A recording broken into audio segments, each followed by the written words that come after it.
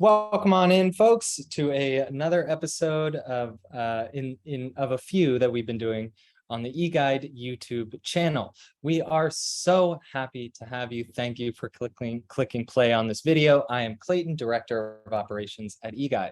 And I'm Erin, Operations Coordinator at eGuide. Fantastic. In today's video, we are going to be talking about calendar blocking. So this is a time management technique that we use to help keep ourselves organized as individuals and as an organization. And we do this in Google Calendar. So we're going to be talking about it from the Google Calendar perspective, but this can apply to you if you are anybody who wants to use your time better and be more productive. It can apply to you if you are a business owner who is trying to manage workload and action items for your staff. And it can apply to you as well if you're an employee of a business just trying to rein it in a little bit. So thank you for being here with us. Erin, we got calendar blocking going during our time together for eGuide internally. And it's been a huge help for us. So can you just set the stage for us by letting people know what is calendar blocking? What are we actually talking about when we say the phrase calendar blocking, and how has it helped us out? Absolutely. Sure. So we set plenty of meetings up for if we're meeting, with another person in our team or another client or something. But it's really important to just set meeting times for ourselves too, to make sure that we're actually able to do the work that we set out for ourselves to do for the day. It's a really good opportunity to gauge like what your bandwidth is for the day, and give yourself kind of a realistic time frame to deliver what you need for yourself to stay ahead. So essentially you're just going into Google Calendar and creating an event for yourself. And oftentimes we make these different than the client meeting, where you're able to actually kind of set it as a free space. So somebody can still view your calendar and book over it, but it still pops up for yourself to be able to see what you should be working on at that point in the day. Cool. So I'm just going to jump into a little bit of a screen share here so we can see what we're talking about. So here we have my real calendar for real life. This is for next week. So Monday is a holiday.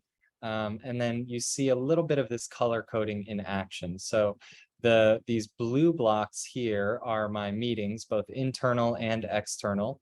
You may decide for yourself to make a distinction in color between internal and external meetings, totally up to you. And then these yellow blocks are my free or, free blocks. These are things that I'm not in a meeting, but they need to get done at some point. This includes my morning routine time, right, to get ready for work. And then I have correspondence blocked at the beginning of every day to catch up on whatever's happened since I last logged off. I have a meetings by request only. So this is to attempt to have a lunch break. And then this is really what we're talking about, what we really want to focus on. And it's these time blocks for specific action items that I have to get done. So here we have templatize offboarding SOP, and then we have captions for one of our clients, US Poker. So I'm writing those captions at that time. Yeah, and these are, yep, go ahead, Erin. I was going to say, notice that Clayton doesn't have every single bit of his white space filled up with certain blocks or things to do, because it's kind of not realistic to do that. And you're just going to see all the things you're missing as you're, responding to another coworker's, question, or taking a bathroom break or something like that. So you don't want to feel like you're constantly behind. You want to set a realistic boundary for your day. Awesome. And then talk to me about moving these blocks. So what are some situations where you might decide a block needs to be moved? Sure. So if you do have an outside meeting scheduled on top of something, obviously you're going to have to move that.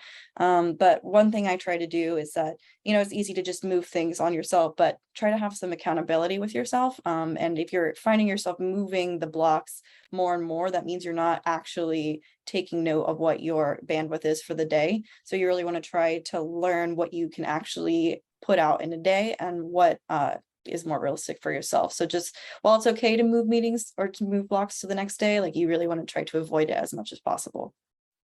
Yeah. And a lot of that is going to come down to accurately estimating how long things will take. So if something is actually 4 hours, but I put it on here for an hour-long block, that's not going to work. Mhm. And that's going to come down to your project management system, which I will touch on in just a second. I wanted to go back just one step here to show folks how they can do this in Google Calendar. So there's functions like this in Outlook as well, if you use Outlook Calendar, but right here I have the option between free and busy. And I'm going to select free for this one. But here we have a client meeting, and I want this to be a conflict if someone tries to schedule there. So I have it as busy. Very helpful if you're integrating, let's say, Calendly or a Vite, which we use here. So any automated scheduling systems will be able to identify those free versus busy blocks and allow people to schedule during a free time. And then that'd be a situation where you have to move the block over. Where are we getting these blocks from, Erin? Well, personally, we use Trello to kind of write out all of our tasks for our projects. So if you see first what you have to do at the beginning of the day based in Trello, then you can translate it directly into your Google Calendar. So you might have a bunch of tasks in Trello that you think, okay, I can do all of these, no problem. But if you actually start mapping them out in Google Calendar, it might show you that you need, more time than you originally thought, or even less, depending. So whatever your project management system is, you should have some list of human actions that you're trying to follow up on. For us, that's Trello. I'm just going to pause the screen share here. For us, that's Trello. For you, that might be Monday.com or ClickUp or something like that. So you want to find your system that works for you for transferring those human action checklist items onto your calendar. The way we do that is very supported by 15-minute stand-up meetings. And you'll be familiar with that term if you're at all familiar with the Scrum methodology for project management. And it also helps at the end of each day before, if you know how you have a lot on your plate or things that you want to block, to do it before the day is starting and the time's happening and you're getting messages from team members or from lots of emails rolling in. If you take some time the night prior, right before you sign off for the day, to just make some blocks, then it really helps starting your day fresh. One last thing I will go back to the screen share for is, in our organization, we share all of our calendars with each other. So I don't want to necessarily blow anyone up on this video, but I just want to show you that it's possible for me to click in and see all of these same calendar blocks that you see for my calendar for someone else's calendar. And when when Erin S is scheduling, I say Erin S because we do have two Erins on the team. So just for context there. When Erin as ops coordinator is scheduling, let's say a meeting with multiple folks involved, she's able to click through all of our different calendars and see where we have meetings scheduled versus free blocks scheduled. That's right. Yep. And it gets really helpful, even if it's just you or if you have a bunch of project coordinators or operations coordinators, like it can help at every level. Cool. So reach out to us if you have any questions about how to kind of translate your project management system into an effective calendar blocking system. We're here to help. We do lots of process consultations with small businesses every single week that involve conversations like this. How are we actually, estimating workload and bandwidth?